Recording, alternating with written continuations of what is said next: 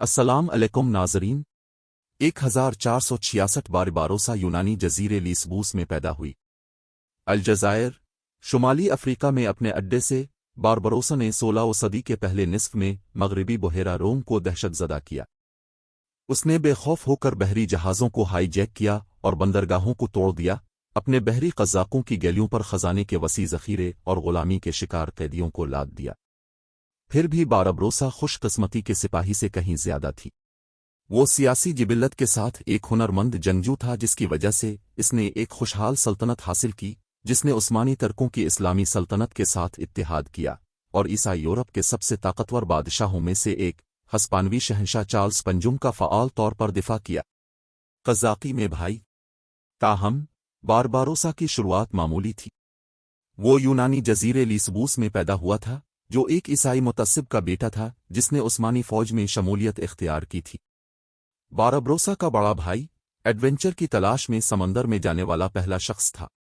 ये वाज़े नहीं है कि ओरोच ने ताकतवर उस्मानी बहरिया में शमूलियत इख्तियार की थी या तिजारती जहाज़, लेकिन 1503 में इसके जहाज़ पर नाइट्स हॉस्पिटलर ने हमला करके कब्जा कर लिया था, जो इस वक्त मौजूदा यूनान के जजीरे रोड्स पर मबनी एक ईसाई फौजी हुक्म था। ओरोच ने शोरवीरों के जहाज़ों में से एक पर गीली गुलाम के तौर पर 2 खौफनाक साल गुजारे, लेकिन आखिरकार वो फरार होने में कामयाब हो गया। अपने भाई के साथ दोबारा मिलकर वो ट्यूनिस के साहिल से दूर जजीरे जरबा पर आबाद हुए। ये जगह कॉर्सर्स का एक हकीकी अड्डा था और वो जोश व खरूश से अपनी सफ़ों में शामिल हो गए। शुमाली अमरीका के साहिल से दरियाफ्त होने वाले ब्लैक बियर्ड के समुद्री डाकू जहाज़ के बाकियात को दरियाफ्त करे। भाइयों ने पाया कि उनके पास बहरी कज़ाकी का हुनर था। ईसाई बहरी जहाज़ों, ख़ास तौर पर हस्पानवी जहाज़ों पर उनके हमलों ने उन्हें भारी मिक़दार में लूट मार की और अलजायर के अमीर की तवज्जो मबजूल करवाई, जिसके साथ वो अफ़वाज में शामिल हुए। जल्द ही उन्होंने 1 दर्जन के करीब बहरी जहाज़ों के बेड़े को कमांड किया, जिसे वो शुमाली अफ्रीका में हस्पानवी मजबूत गढ़ों पर हमले करने के लिए इस्तेमाल करते थे। इनमें से एक पर हमला करने के दौरान ही ओरू का एक बाजू हारुकी बस नामी इब्तिदाई मिस्केट से लगने वाली गोली से खो गया। इस बारे में जाने के आसार कदीमा के माहिरीन अब भी शानदार सुल्तान के दिल की तलाश में हैं। कज़ाकों की पनाहगाह। ओरोच ने महज एक समुद्री डाकू बनने का ख्वाब देखना शुरू कर दिया था। वो अपनी शुमाली अफ्रीकी सल्तनत पर हुकूमत करना चाहता था। इसका मौका 1516 में आया, जब अलजायर के अमीर ने हस्पानवी फौजियों को अलजायर के एक छोटे से जजीरे के किले से निकालने में मदद की दरख्वास्त की। कोई मौका गिनवाने वाला आदमी नहीं, ओरोच ने अलजायर के शहर में अपनी हुक्मरानी कायम की, अमीर को ख़त्म कर दिया, जो बज़ाहिर रोज़ाना नहाने के दौरान डूब गया था। ओरोच ने फिर अपने भाई और हामियों की बढ़ती हुई फौज की खुशी में खुद को सुल्तान का ऐलान कर दिया। ओरोच तेज़ी से अलजायर के शहरों और ट्लेमसन पर कब्जा करने के लिए आगे बढ़ा और अपने लिए एक ताकतवर शुमाली अफ्रीकी ममलुकत बना, जिसने किंग चार्ल्स के इख्तियार को धमकी दी और उसकी खिलाफ वर्जी की। स्पेन में थोड़ी ही दूरी पर हस्पानवी रद्दे अमल आने में सुस्त नहीं था। 1518 में एक बहरी बेड़ा हस्पानवी कंट्रोल वाली बंदरगाह ओरान से निकला और सिपाहियों ने टिलमुसिन पर धावा बोल दिया। ओरोच भाग गया, सिर्फ बिक्री के कलम में छुपा हुआ पाया गया, जहां एक हस्पानवी सिपाही ने पहले इस पर लांस मारा और फिर उसका सर कलम कर दिया। बारबारोसा का उरूज। अलजायर में बारबारोसा ने कायद का ओहदा संभाल लिया। नए हस्पानवी दबाव के पेश नज़र बारबारोसा ने अपनी सियासी चालाकी का मुजाहिरा किया और कुस्तुनतुनिया, मौजूदा इस्तंबुल, तुर्की में वाक़े वसी उस्मानी सल्तनत के इस्लामी सुल्तान सुलेमान दी मैग्निफिसेंट से मदद तलब की। सुलेमान ने इसे 2000 जिन्यूसरा भेजे, जो उस्मानी फ़ौज के अशराफिया थे।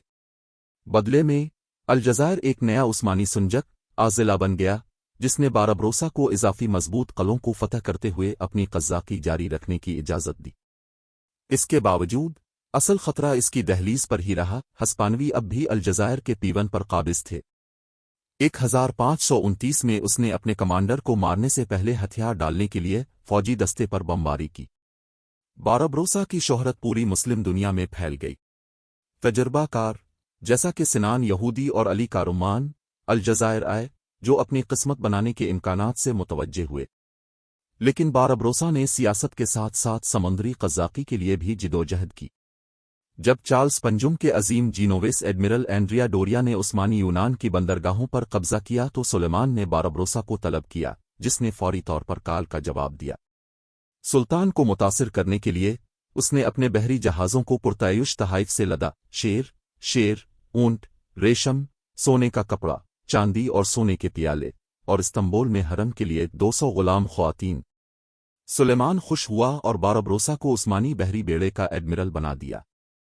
بارباروسا نے اب 100 سے زیادہ گیلیوں اور گیلیوں آدھے گیلیوں کی کمانڈ کی اور بحیرہ روم کے چاروں طرف ایک مضبوط بحری مہم شروع کی۔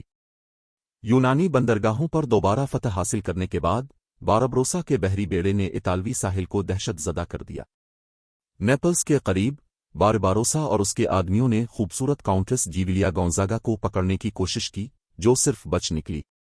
باربروسا نے روم کو بھی دھمکی دی تھی، جہاں ایک مرتے ہوئے پوپ کلیمنٹ 7 کو اس کے کارڈینلز نے چھوڑ دیا تھا، جو پوپ کے خزانے کو لوٹنے کے بعد فرار ہو گئے تھے۔ تاہم یہ چھاپے صرف ایک بڑی حکمت عملی کا حصہ تھے۔ باربروسا کے حقیقی مقصد ٹیونس سے توجہ ہٹانے کے لیے ایک موڑ یہ کام کر گیا۔ اس نے 1534 میں بندرگاہ کو حیران کر دیا۔ باربروسا کا بدلہ۔ تاہم باربروسا کی کامیابی مختصر تھی۔ اگلے سال چارلس پنجم نے ایک طاقتور فوجی مہم بھیجی جو خونی لڑائیوں کے ساتھ 1 ہفتے تک جاری رہنے والے محاصرے کے بعد ٹیونس پر دوبارہ قبضہ کرنے میں کامیاب ہوئی۔ واپس الجزائر میں باربروسا بے خوف اور بدلہ لینے کے لیے باہر تھی۔ وہ مغربی بحیرہ روم کی طرف روانہ ہوا اور ہسپانوی جزیرے منوروکا کے قریب پہنچنے پر اس کے جہازوں نے 1 سال پہلے اسپین کے بیڑے سے پکڑے گئے جھنڈے لہرائے۔ چال نے اسے بندرگاہ میں بلا روک ٹوک داخل ہونے دیا۔ جب معمولی گیریژن کو دھوکہ دہی کا احساس ہوا تو انہوں نے دفاع کی کوشش کی، لیکن چند دن بعد اس وعدے پر ہتھیار ڈال دیے کہ جان و مال کی حفاظت کی جائے گی۔ باربروسا نے اس وعدے کو توڑا اور شہر کو بہرحال برخاست کر دیا۔ سینکڑوں لوگوں کو غلامی میں بیچنے کے لیے لے گئے۔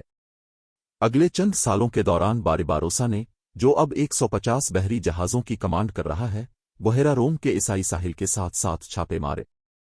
1538 میں یونان کے پریویزا کی عثمانی بندرگاہ میں گھیرے ہوئے اس نے آندریا ڈوریا کے زیر کمان ایک مضبوط بیڑے کو شکست دی۔ 1541 میں اس نے چارلس پنجم کی ذاتی طور پر الجزائر کے خلاف کی جانے والی عظیم مہم کو بھی پسپا کر دیا۔ ایک مسلمان ہیرو۔ باربروسا اٹلی سے فرانس کی بندرگاہوں مارسیلی اور ٹولن کی طرف روانہ ہوئی۔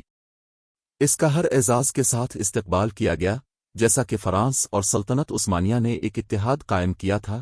چارلس پنجم کے ساتھ ان کی دشمنی کے باعث فرانس سے باربروسا کے کچھ بحری جہاز ہسپانوی ساحلی شہروں اور شہروں کو برخاست کرتے ہوئے روانہ ہوئے۔ 1545 میں باربروسا بالآخر استنبول چلا گیا، جہاں اس نے اپنی زندگی کے آخری سال پرامن طریقے سے اپنی یادداشتوں کو لکھتے ہوئے گزارے۔ باربروسا کی موت۔ اس کا انتقال 4 جولائی 1546 کو ہوا اور اسے استنبول میں بارباروسا کے مقبرے بارباروس تربیسی میں دفن کیا گیا۔ مقبرہ مشہور میمر سنان نے تعمیر کیا تھا۔ یہ اب بھی باسفورس کے یورپی کنارے پر 20 کٹاس کے جدید ضلع میں کھڑا ہے۔ کئی سالوں سے ترکی کا کوئی جہاز ملک کے سب سے خوفزدہ ملاح کی قبر پر اعزازی سلامی کیے بغیر استنبول سے نہیں نکلا، جس کا تصنیف یہ ہے۔